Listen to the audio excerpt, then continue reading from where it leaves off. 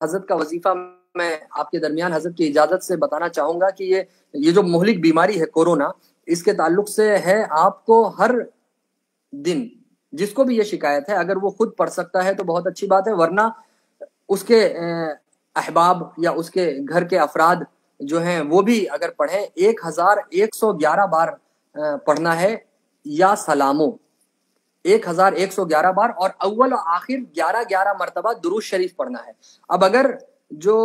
اس بیماری سے متاثر ہے، جو بیمار ہے، مریض ہے، وہ اگر خود پڑھ سکتا ہے تو بہت اچھی بات ہے، لیکن اگر مریض خود پڑھنے کی حالت میں نہیں ہے اور اسے کوارنٹائن کر کے کسی ہاسپٹل میں یا دوسری جگہ پر رکھ دیا گیا ہے تو اس کے افراد خانہ، اس کے جو گھر کے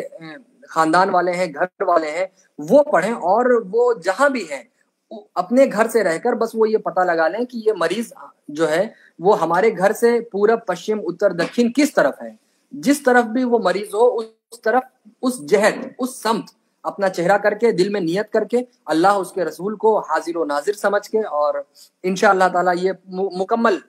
اعتماد اور بھروسہ رکھ کر آپ اسے وہیں سے دم کر دیں، اور انشاءاللہ تعالیٰ ہم نے جتنے لوگوں کو حضرت کا دیا ہوا یہ وظیفہ بتایا، الحمدللہ میں آپ کو بتاؤں اس میں سے ایک بھی ایسا نہیں جس کا فون میرے پاس نہ آیا ہو کہ حضرت جو وظیفہ آپ نے دیا تھا، ہمارے پیر و مرشد نے جو وظیفہ دیا تھا، ہم نے اس کو اپنے معمولات میں اتارا، اس پر عمل پیرا ہوئے، اور الحمدللہ آج ہم اپنے گھر واپس آ چکے ہیں۔ لہٰذا عزیزان ملت،